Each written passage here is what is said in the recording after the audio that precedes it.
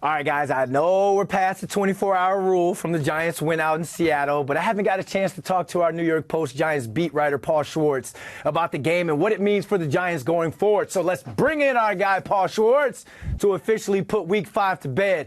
Paul, welcome back, man. Welcome back to New York. How you feeling? It's a long way away. It's a long way away. I know that from my red-eye flight back home. It's a long flight. It's funny, after the game, you know how this is, after these road games, right? The teams are getting dressed. They want to get on the plane fast. And I asked Dexter Lawrence, it was a very, very chipper and happy locker room. And I said, this makes the flight, a long flight, a little shorter, right? And he says, you know what? It lets us enjoy the win for a little longer, right? Because, right, the whole thing is 24-hour rule, or, you enjoy the win on the flight home, and then you got to start concentrating on what comes next. Well, if you're in Pittsburgh, the flight home is, before you know it, there's nothing to enjoy. The flight's over. Yep. This is the longest flight of the year other than Munich, Germany. So they had a little extra hours to enjoy that game. And it was a lot to enjoy. There's no question about it. And it's one of those flights where you stay up. You don't want to go to sleep. You want to hang out with the guys in the back, play a little music, joke on your phone. It's a huge win for this team, man, Week 5, to go out there, to overcome adversity, and to get a W, to go 2-3. I think we can start this thing off by Daniel Jones, after Week 1, flushed that game away. Yeah. And has just come out and been a completely different guy. I want to call him Danny now. You were at the game. You saw it. The man didn't back down. He didn't blink. He just stepped up when this team needed him. Let's give him some flowers, Paul. What did you think of Daniel Jones' performance? Well, we were all wondering, right? Daniel Jones without Malik Neighbors and Devin Singletary. I mean, it's going to be really hard to put together a really good quarterback game, high, quarterback rating, keep the turnovers down, get the ball down the field without, let's face it, Malik Neighbors led the league in targets. Yep. and receptions. So, you're taking that away from an offense which was struggling to score anyway. And, Daniel Jones had one of the best games of his career in a Giants uniform. And, 23 for 34, good, not crazy good, but good. 257 yards, fine. 2 touchdowns. Great, touchdown passes to Wan'Dale Robinson and Darius Slayton. No interceptions, that's key, and that's great. But I think, and Brandon, couldn't you feel it? I felt it at the game, and I'm sure you felt it coming out of the TV set. He was, I'm trying to think of the word. Balling is kind of a cliche word. He was physically ready to battle in that game, lowering his shoulder. At one point, I think, Dexter Lawrence, I think Darius Slayton told us after the game that he went to Daniel and said, man, I love it, but tough guy. Easy with the lowering the shoulder, tough guy, he ran the ball 11 times, 38 yards. That's nothing crazy, nothing. He didn't run for 50, 60, 70 yards like he has in the past, but he was running hard. He was running determined. Some options where he made the right decision to run the ball. He was really good. Brian Daboll mentioned it was, the 4th good start in a row. He played well. I think a lot of people, and, maybe you can include me in this, did not know after that opener which way it would go with Daniel. Was it going to go really south? Because that was a really bad game, and it has not gone south. It's gone north. It has to go further north. You have to, head to the North Pole here. He's not quite there yet, but, he's been good. He's played winning football, not, all pro, crazy, great football, but he's played winning football, and that's very important. Yeah, you mentioned Coach Daboll talking about the last 4 games. In the past 4 games, 92 for 136 in terms of passing, attempts, and completions, 67.65 completion percentage, 952 yards, 6 touchdowns, 1 interception, 99.3 passer rating. And that 1 interception was on a Hail Mary at the end of that Thursday night football game against the Dallas Cowboys. What you're seeing is a guy who understands what's in front of him. He's not worried about his future. Yeah. He's taking every day, every snap, and trying to make the best out of it, and he's trying to have fun with it. I want to see him slide, get down, because the last thing you want is to take a step back with some sort of nagging injury or whatever. But Daniel Jones is taking command of this offense, and what we're seeing is he and Daboll kind of coming together. Daniel Daboll, Brian Jones, they look completely in sync this game. They looked in sync. And I think this has been the best. I think this was the best play calling game for Brian Daboll early in this season, Paul. Or will you back me up on that, or you disagree? No. Look, I think Daboll did some of his best work last year when Tommy DeVito was the quarterback. Ooh, okay. You know what I'm saying? So I'm saying this is in that vein in somewhat. When you have all your weapons at your disposal, you can run it a certain way. Now you scheme it up for the defensive front. You're going to play how they play in the back. What you think you can do to them. But yeah, I mean, it was. Really, really almost frightening to think what this offense would look like without Malik Neighbors, because, it's like saying, Brandon, I want you to run, but I'm taking away the use of your right leg. It's like, okay, how do you expect me to run? I rely on that leg. I rely on both of them. And so more screen passes. Look, did I think on the first drive they're going to throw 3 screen passes to Eric Gray and they're going to all hit for 50 yards?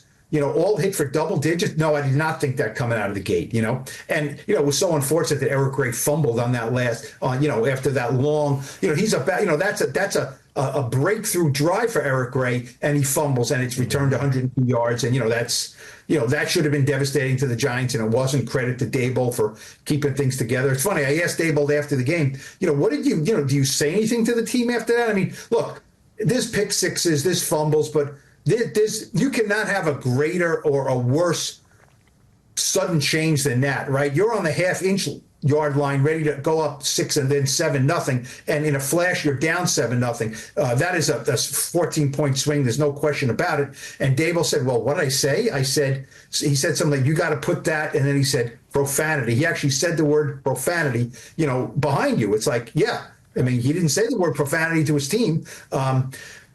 So, yeah, I think Daboll did a really good job at the play calling, really good. I mean, I know you like Darius Slayton. You've always liked him. First of all, Daboll trusted the rookie Tyrone Tracy. They had more inside run plays. Tyrone Tracy, told me. I remember before the game, I asked him, "Did you study your first 4 games?" Because I kind of sensed he's going to have to play or start because Singletary's got the groin strain. And Tracy said to me, "I did, and what I liked is that I'm pass protecting well, and I kind of know what's going on." He said, "What I don't like is I run too high. I've always run too high, and I got to get my pad level down and play with more force and more power. I know that. That's something I have to work on." And, if you notice in the game, he does run high, right? He runs high. He's not a natural running back. He was a wide receiver. He does run high, but he's also 210 pounds. So he can absorb some of that punishment, and as he fine-tunes his game, he can get down and get lower. But, I did not expect him to have 129 yards. And, I know you like Darius Slayton a lot, and it's interesting. They just literally told Darius Slayton, "Okay, you're running the routes that Malik runs. You've done it in the past, you're doing it now." And Slayton said a few times he got confused and kind of like went the wrong way or did the wrong things. Like, no, I'm not doing what I used to do the first 4 games. I got to do what Malik things. And he catches the 41-yard pass over his shoulder, 30-yard touchdown. He played very well. That's veteran depth at the right places. One thing I like about Daboll, and I've said this before, the offense continues to evolve and involve. So now you got a Tyrone Tracy Jr. who steps in, had a big game. And when I spoke to him in the locker room, we had it on the Blue Rush preview show. I was telling our producer, Emma Kate, after I interviewed him, I was like, "Do you see how many times he mentioned ball security and taking care of the football?" So he already understood and was listening in the meetings what's getting us beat. What can I not do? The one thing he couldn't do was put the ball on the ground, and he didn't do.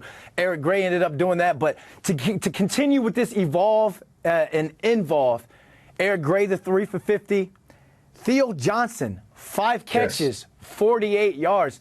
The tight end production has been on the back of a milk carton. And although 5 for 48 isn't anything spectacular, but we get to see the young boy get some confidence. We get to see Daniel Jones like, okay, I got something there for him. And as a Brian Daboll and Mike Kafka continue to install different plays on how to attack a defense and where guys are, what a defense is going to try and take away from us.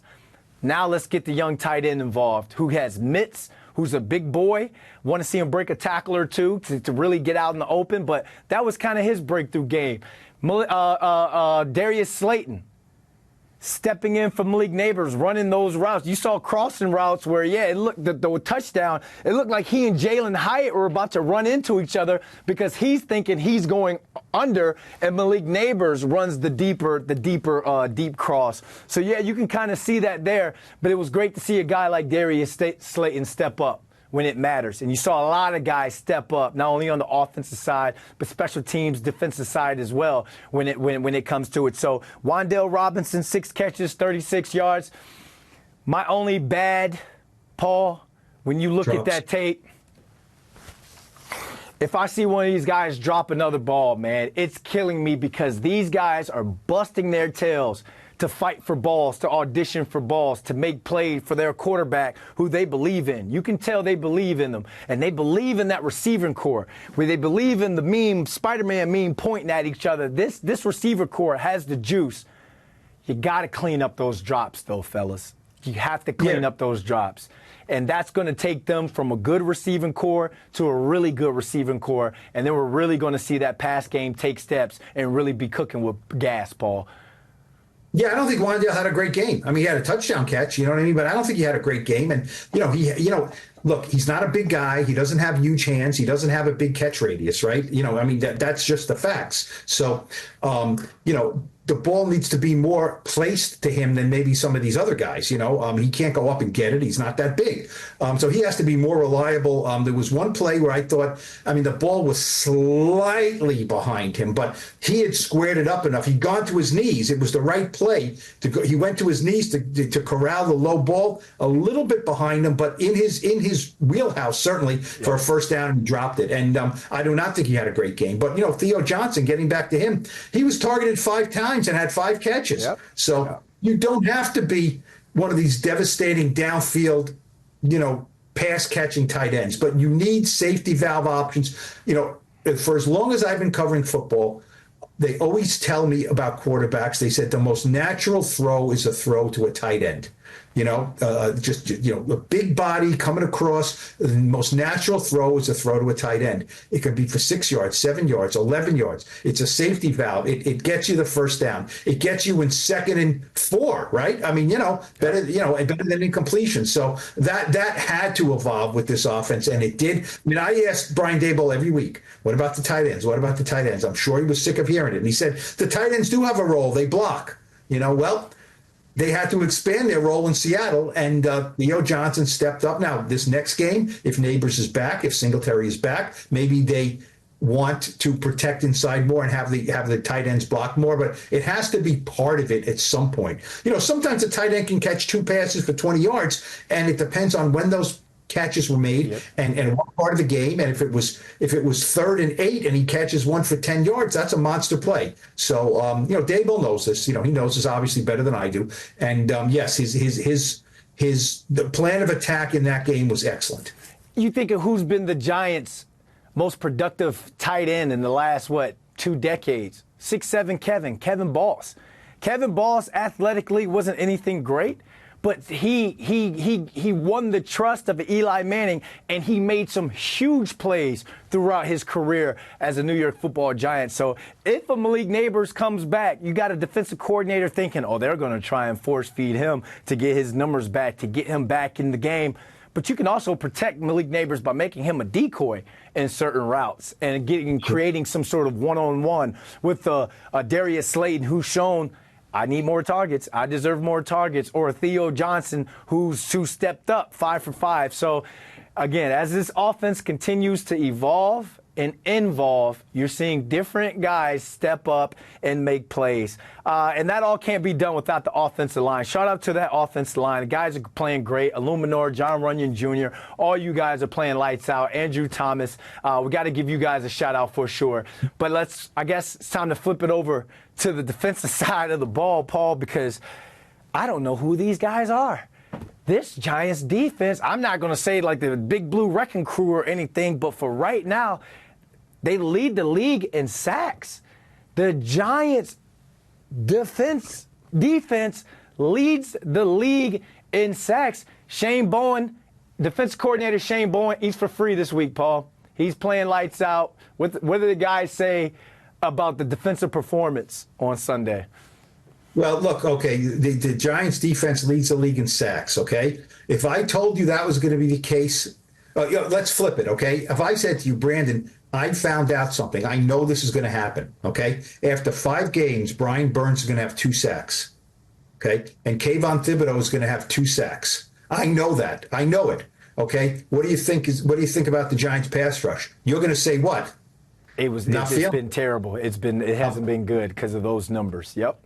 I'm not feeling it. You know what I mean? I mean, sacks don't tell the whole story, but they're not leading the league in sacks with those 2 guys having 4 sacks. Okay, now if I told you Dexter Lawrence is, tied for second in the league with 6 sacks, you would probably be, okay, Dexter's a great player. I didn't think he'd have 6 sacks through 5 games.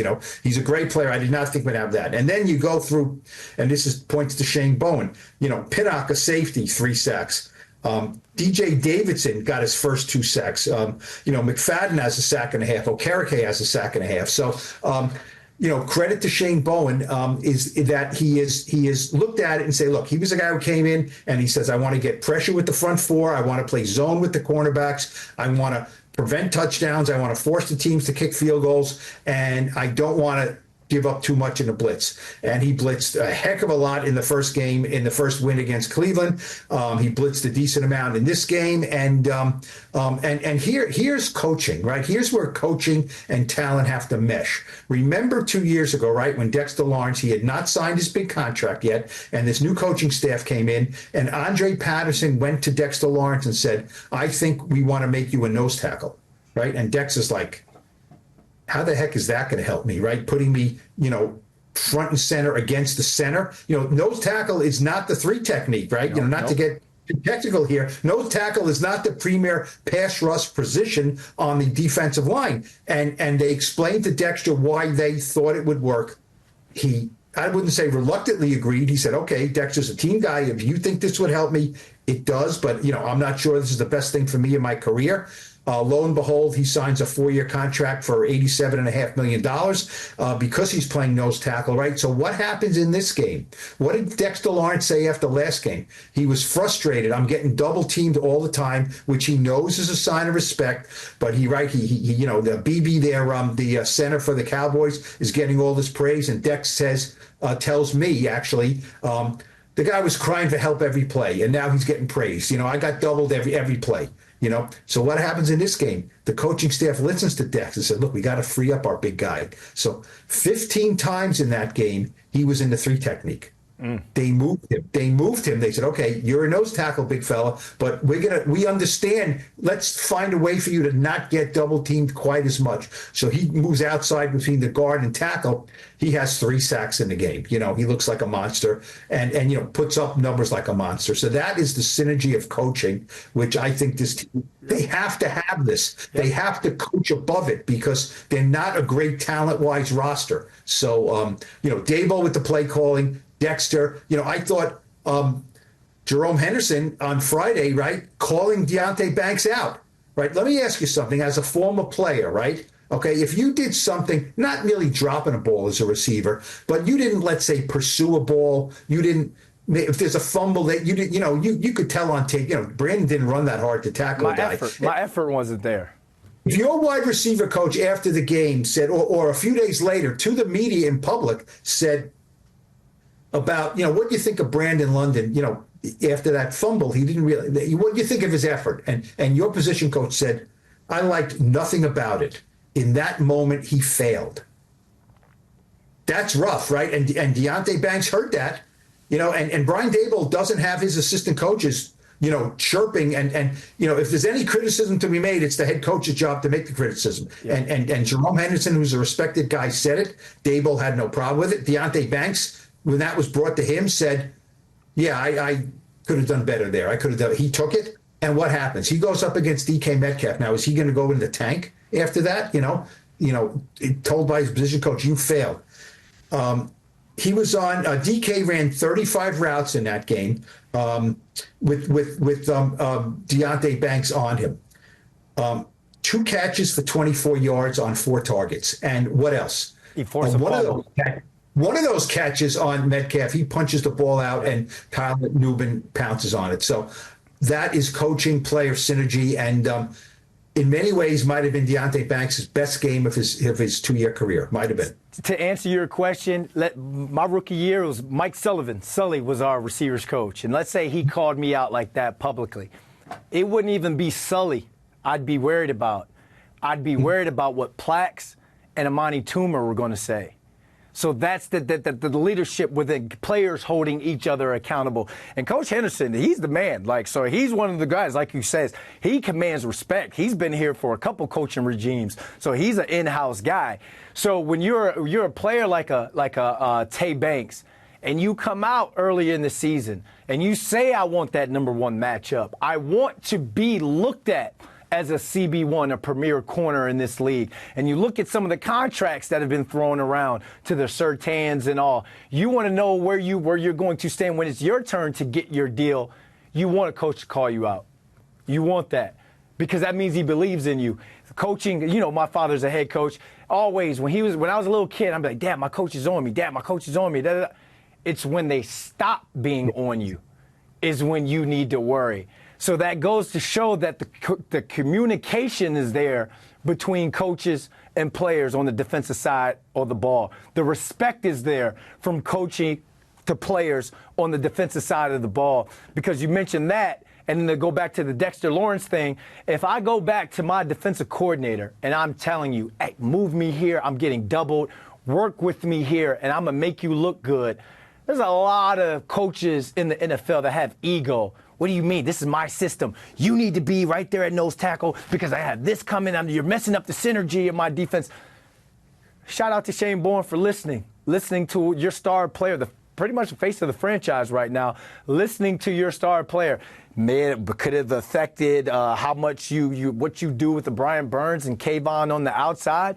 Maybe, but we knew that the right guard and left guard for the Seattle Seahawks in the center, we know that interior offensive line was a liability. So it's like, hey, Spider-Man, KT, I may have to do something funky with you guys on this one, but I'm going to put Dexter Lawrence in position to win, and when he gets freed up, you guys are going to eat. So kudos to all those guys for coming together. 7 sacks on the day, Paul.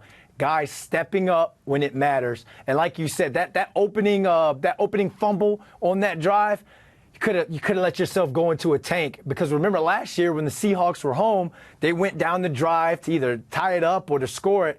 Daniel Jones throws the pick 6 to Weatherspoon. That was curtains.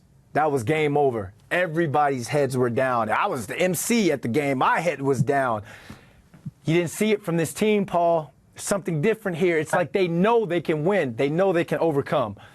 I got another coaching synergy for you, okay? So on Tuesday before the game, right? The Tuesday before the game in Seattle, Michael Gobriel, the special teams coordinator, he's working on a play. He says, I got a special block field goal, right? And then they say, okay, who's going to do it? Who's going to do it? Isaiah Simmons, he's a 6'4", looks like he could play off guard for the Knicks. He looks like one of those athletes, right? And he doesn't play on defense, right? I mean, the former first-round pick of the Cardinals, they re-signed him. So Shane Bowen and Joe Shane, they got together in the offseason. Do we want to re-sign Isaiah Simmons, who had a role under Wink Martindale? And they said, yeah, we'll re-sign him, but they're not playing him on defense. So he's a special teams guy. He's got an ego. I'm not saying it's an outsized ego. He's got an ego. He's a former first-round pick. He's an incredible athlete. He just doesn't have a spot right now. You know what I mean? His versatility is almost his curse because he doesn't do anything great right now. So he's a special teams guy. He should be a really good special teams player because of his athletic skills if he's into it. So they said, okay, he's the guy. And, that play, I mean, that's a little kid play, right? He's got a leapfrog to guard, right? He's got a leap. And Isaiah told us after the game, my main thing was I knew I had to jump. Yeah, I got to jump, land, and then immediately jump again because I don't have a lot of time here. So it was really funny after the game. Daboll was saying that, I kept on asking Gobi, when are we going to do it? They had 2 field goal attempts before that, one in the second quarter, one in the third quarter. And he said we're going to do it now? We're going to do it now? And Gobi's like, no, wait, we're going to wait. Time's not right. We're going to wait. Giants had a 2-score lead. They had a 2-score lead. And it's like, we don't have to do it. We don't have to do it. Okay, now, all of a sudden, they got a 23-20 lead, and the Seahawks have a 47-yard field goal. There's no time like that. They do it. So it works to perfection. I mean, Isaiah Simmons got so high. I asked him after the game, I said, where did that ball? I couldn't see exactly. You figure he's going to say hit him in the left tip. He said, it hit me here. Oh, right there? I thought it got him in the rib. All right. It said he hit him like in his forearm. I mean, that's how high he got him. I mean, that kick had no chance. So look, if he blocks that kick and it falls to the ground and the Giants sit on it, the game's over. They win 23-20.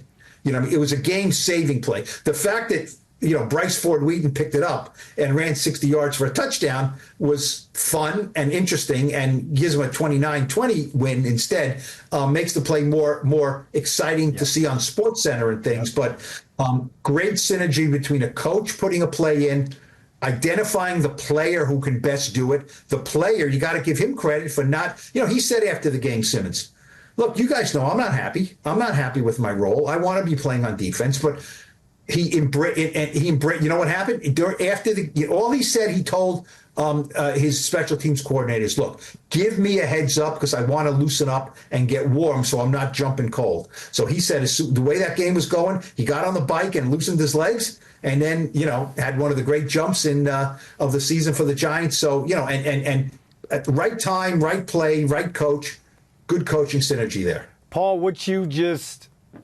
explained is the difference, and this is no shots at anybody. This is the difference between the Giants locker room and the Jets locker room. What you just explained was a complete buy-in from player to coach to position or coordinator to head coach. Because when you see a situation, like you say, a former first-round pick, you guys re-sign me, you've had me in the slot, you had me working with the safeties, nickel corner, linebacker. Shoot, he's even emceed a game or two, probably. He's a guy where it's like, hey, why am I not playing? How come I'm not out there with my guys? Complete buy-in to make the play of the day. And you saw his Instagram because he posted the play, and the last slide was a caged lion. And that is a subtle statement within itself. But that right there told you, I'm going to say, hey, can you give me a heads up? Because, yes, I'm upset that I'm not playing, but I'm playing for Dexter Lawrence. I'm playing for Tay Banks. I'm playing for Jason Pinnock. I'm playing because I'm one of 11 on this unit. I'm playing because I'm playing for the guy next to me. That is culture. That is complete buy-in. And like we say, you go up and down the roster. Is it the most talented roster? Not according to Madden. Their ratings is terrible on Madden. But when you play together, Paul, you give yourself a chance. You don't back down in certain situations because you're going to have a player, one of your teammates, one of your boys, going to pick you up when you're down. So what you're seeing is, I don't want to say a shift in culture because I feel like Daboll and them came in from day one and kind of implemented their culture and was like, we're going to be aggressive, that sort of thing. But what you just explained was complete buy-in. And that just goes to show another guy, because Darius Slayton on the offensive side, Isaiah Simmons on the defensive side, special team side, two guys who have gone through the business of sport. And you could go public with it. You could be a nuance. You can go full TO and do sit-ups in your driveway if you want. But they didn't. These dudes have been quiet. They show up to work. And now they got a chance to make a play. You make a play on special teams, you're going to get a chance to play some defensive snaps, a la Nick McLeod last year. Nick McLeod was a special teams demon. He ended up kind of getting a chance to be a starting corner this year. So that could have been one of those moments, Paul. You hope that you don't ride this high and then crash at home against the Bengals, because you still got to do it at home. You still got to prove it in front of your fan base, not in front of Cleveland's fan base. They don't care. Not in front of Seattle's fan base. They don't care. But now you guys got the confidence. You got the brotherhood locked in. Do it in front of the fan base. So that, Paul, you got me, man, I need to get into coaching or something. That felt good. But final thought, Paul, officially close week 5 for us. Well, here's one thing you just mentioned about, man, you were revved up. I mean, I could tell you're the son of a coach. You've been in that house and in that that dinner table after a bad loss and after a good win and after a road trip and after this, you know what I mean? You know, it doesn't matter what level. The coaches are coaches, you know what I mean? And they got to keep their players in line. They got to have smart things. They got to be good people. Here's what I would say. As a reporter, it's frustrating sometimes dealing with Brian Daboll because he doesn't give you much, okay? He doesn't give you much.